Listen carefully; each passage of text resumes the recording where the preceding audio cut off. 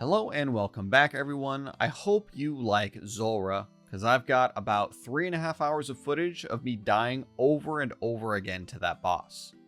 I want to begin this episode by saying this boss is really hard. I've killed other bosses in this game, but learning this one really threw me for a loop for quite a while.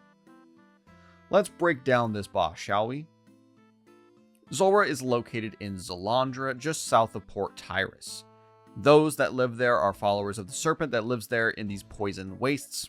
That's Zulrah, that's the snake. In order to actually get an audience with the snake, we needed to take the place of this small gnome child as a sacrifice. Come to think of it, I don't know if I talked about this in a different video, but let's just roll with it on this one, alright? After taking their place, we meet the snake face to face. On this horseshoe landmass, we commence our battle.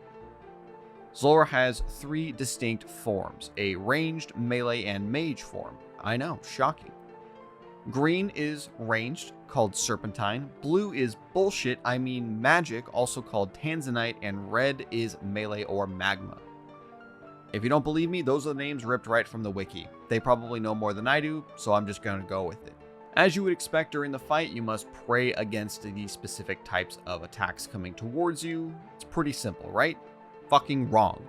Along with these 3 forms, there are 4 separate rotations that the snake can go through in any single run, each with their own challenges. So learning those rotations are key to getting a kill here.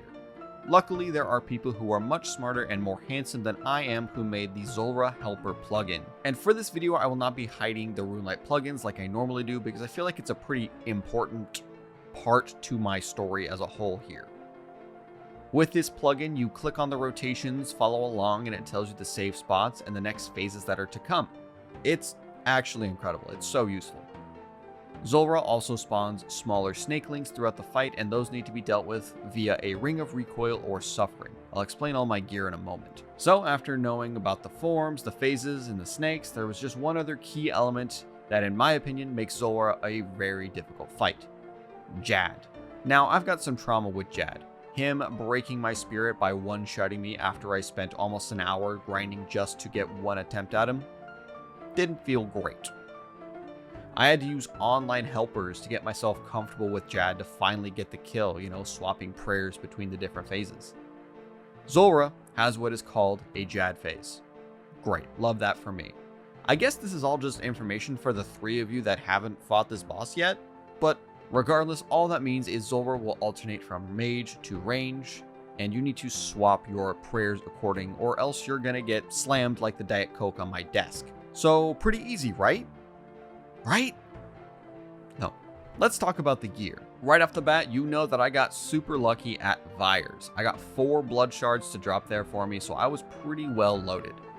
So I used a lot of that money to get a Fang, an item that is so powerful and game defining. I mean, just look at this thing. Making my accuracy go up, increasing the minimum hit or something like that. I don't know what any of this means, but the math looks really impressive. Wait, what do you mean Zulrah is immune to melee attacks? Fuck. Okay, well, I guess range and mage it is. While getting my gear set up, I watched a few videos on how to kill this reptile and replicated their loadout as best as I can. This is the first iteration of my gear. I tried to get as much magic bonus as I could manage because it seems like magic is going to be my primary form of damage, while also having a good ranged setup as well. I bought back the blowpipe and I filled it with scales and amethyst darts. I wasn't going to go for the dragon darts because those things are fucking expensive, dude. There's no goddamn way I was affording those. And you'll understand why later. Do not worry too much about the gear right now because it does involve and, in quotes, improve. Extended anti-venoms are a must, as Zulrah does massive venom damage if you're not wearing a serpentine helmet, and prayer pots, of course, are needed. I round that out with a whole bunch of sharks and karambwans, and so begins my first real attempts at this boss. Now, you all have been seeing what goes on in the background while I've been explaining, the interlude, the prelude to this boss. And just by watching back, you can probably tell, because I can tell, it's pretty rough. Now, I will give myself some credit because these are my very first actual attempts, and I was still very much overwhelmed and learning all of the different mechanics and trying to get my footing as to what was going on. So while these attempts are playing, I wanted to outline some pitfalls that I found in myself, basically. Maybe these will help you avoid it if you're trying to learn Zulrah. If you are, let me know if this video helped. I take no responsibility if I gave bad advice. One of the biggest things that I noticed is that I was moving way too late, and that is probably something that just comes with a lot of practice. But being in the right position to hit the boss makes the kill go so much smoother. That way you're not missing out on attack windows by running around the island to get into position while it's attacking you.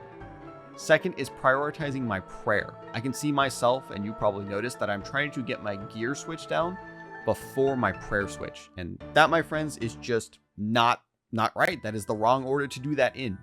You should always make sure that your prayer is right and then you swap your gear.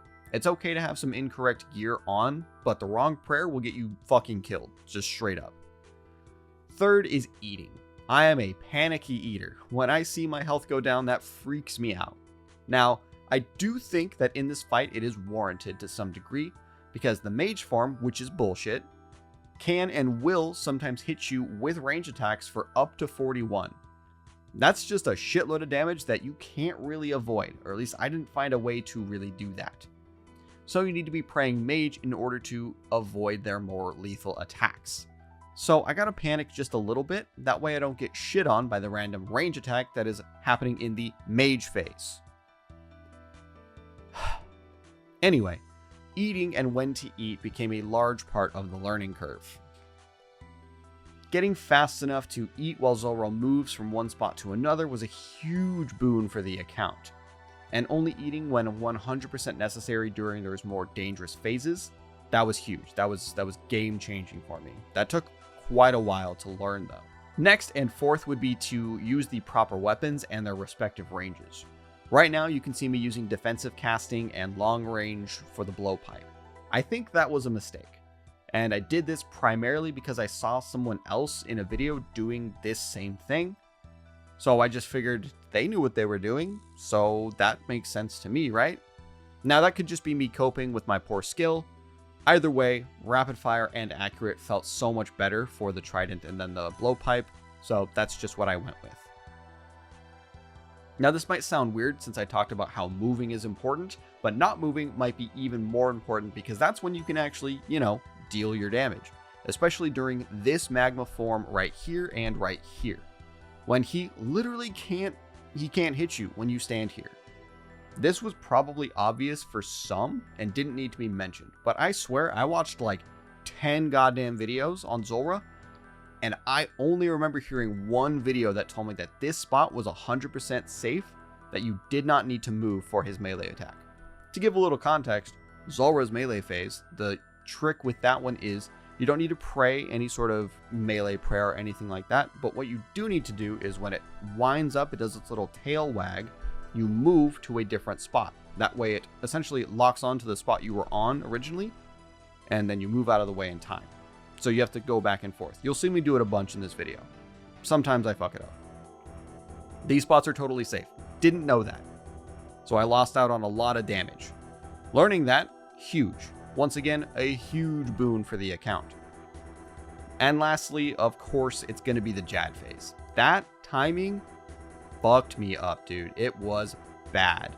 I just couldn't get the rhythm down for it. I felt like I was always too fucking slow. Or I was just off in some way and I would just die and I couldn't get the rhythm back, and that felt bad. That was a little demoralizing. I did take solace in hearing almost every video I watched say that this boss was challenging, and it took them somewhere from like 20 to 50 attempts to get their first kill. And pretty much all of the comments were echoing that sentiment. So I wasn't too down on myself, but damn, sometimes it felt like I was ass at this game even more than I know I already am. Also, one thing, I love this RuneLite plugin. Oh, it's so good. I cannot tell you how many times I misclicked or I clicked the wrong phase, got lost in the sauce. It was bad. I was panicking. You guys know how it is, right? You'll be on my side for this one for sure.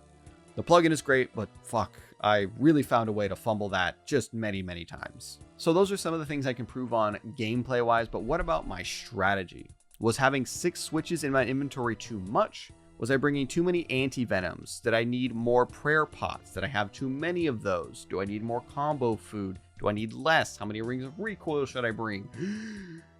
I avoided asking myself all of these questions for quite a while because I was stubborn and I didn't want to alter the plan after seeing some marginal improvement. So instead, I bashed my head against the boss hour after hour until something broke. And let me tell you, it wasn't the fucking boss that broke. I tried to do about 10 runs per session. And if I didn't kill the boss in that 10 trip session, I'd pack it up, leave it for later. That way I wouldn't get too frustrated with myself. Because trust me, I've been in video games where I'm just grinding and trying to beat it and beat it and beat it. And that doesn't do me very well anymore. Taking a break would also give me a chance to do a little bit more research, talk to my friend about it, figure out what I need to do in order to get this kill. After probably too many attempts, I ended up altering my strategy. I would bring less swaps with only one anti-venom. I would then have the rest be filled with prayer pots, rings of recoil, and food, with a heavy lean on sharks and a less reliance on combo eats. I think that this was a great call for me. It helped reduce the amount of clicks I needed to get into the right gear while also giving me more food to survive with. I also picked up an occult necklace over my fury because I wanted that percentage magic increase on the damage. This setup probably could have done it, and I was getting closer and more consistent with each run, mainly dying to a random dumb error or the Jad phase normally. It was still the timing that I kept messing up, and at this point I was looking at videos to help me get any kind of edge in the fight. That's where Runescape, the beautiful man, comes in and helps a ton. He's the one who told me about the melee safe spot. I don't know if I missed it in any of the other videos, but his was very clear. And it was through his video that I learned about moving during certain phases to avoid the poison clouds, and once again the reassurance that this boss is fucking hard, since it took him a ton of tries. So back and forth I went from the fight to death over and over again, but still nothing. I think the closest that I came was around 50 or so HP, which is pretty close, but not nearly close enough with my luck. That could have been an entire rotation, and I needed to swap something up. Now, some of you might be wondering, why not use the Toxic Trident? It's dope. And yes, it is dope, but I don't have the magic to wield it, and I didn't want to push this video any longer than it's already taken me to get out.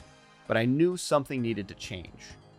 Looking at the wiki for gear recommendations, I found the Smoke Battle Staff, and I knew that paired with the Tome of Fire and the 50% elemental weakness of Zulrah to fire, was going to be the ticket that I needed to get that last little bit of damage in there. Some might ask why I didn't do this earlier, and the answer is simple and twofold. One, I didn't fucking think of it, okay? I figured the Trident would get me there in the end because I'd seen people do it, and I should have realized that those people are much better at this game than I am. That's on me. And two, I'm cheap.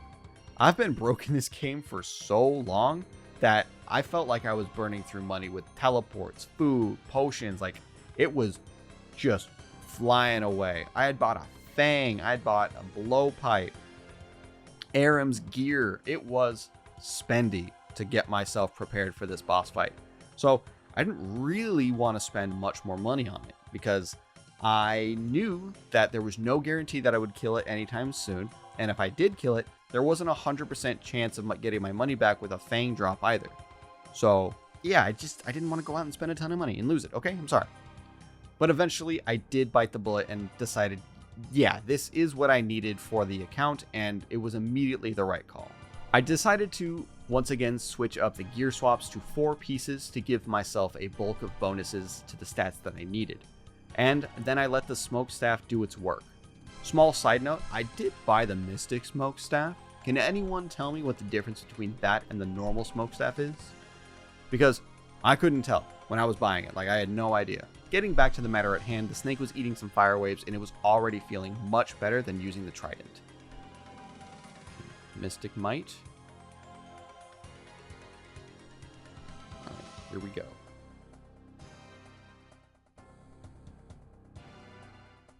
Love to see some big damage like that. Hopefully that went through. Okay. I don't usually get this one.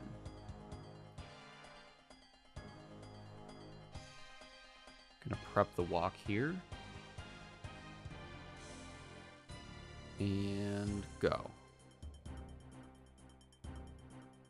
Please start attacking. Thank you.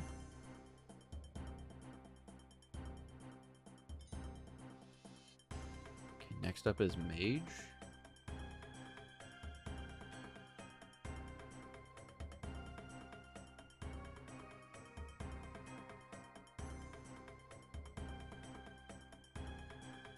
Now we go. Turn on Eagle Eye, long range, and attack. Okay. Still off of the square, but I don't think that's a huge deal. Okay, we're back to range now. With the prayer done, now we swap. Mystic Might. Okay, Mage. Swap. Rapid fire.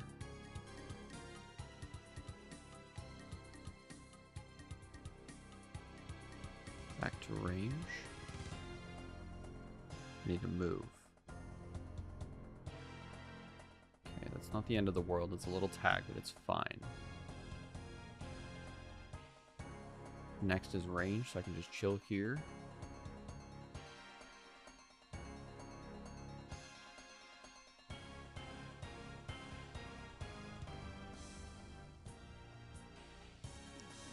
Mage.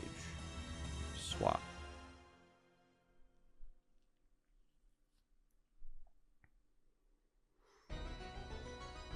I think next is the Jad phase. Oh shit. Okay, move. Okay, I'm gonna eat. And then we do mage. Or range with mage gear. Ow, okay.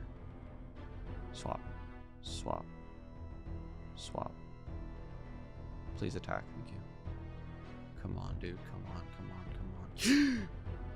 Yes! Fuck yeah!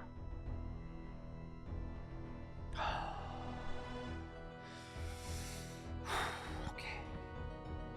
Yes. Cool. Oh, man.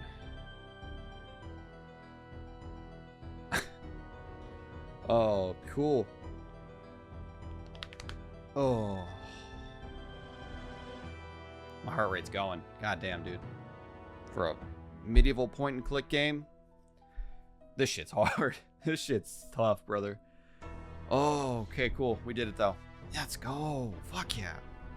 And there you have it, my friends. There you have it, my friends. I've officially killed Zulrah. Not the hardest boss in the whole game, but definitely the hardest boss that I've ever fought in RuneScape. That one was a rough learning curve, and I didn't get much in the way of loot, but I can still say that I successfully killed Zulrah. And I think that is where we are going to end today's episode. In fact, this is going to be the last episode of the series. I think after 60 episodes and over 2 years of playing this game consistently, it doesn't make much sense for me to say that I don't play RuneScape. So it is with a heavy heart that I say goodbye to this account.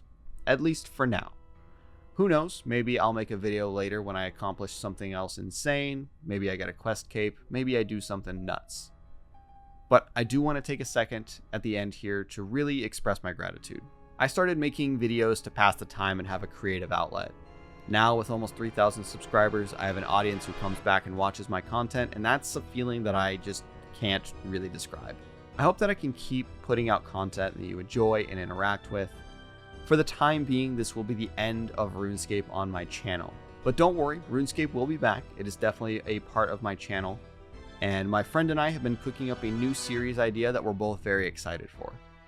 In the meantime, while we both prep that, I'm going to be taking this chance to try and make myself stream and use that as an excuse to create different kinds of content for you all. But again, you got a blood sugar alert while I'm doing my outro. God damn it. Sorry about that. But again, I want to say thank you all so much for joining me on this journey. I hope you enjoyed the adventures of Duelist, and I will see you all later. Goodbye.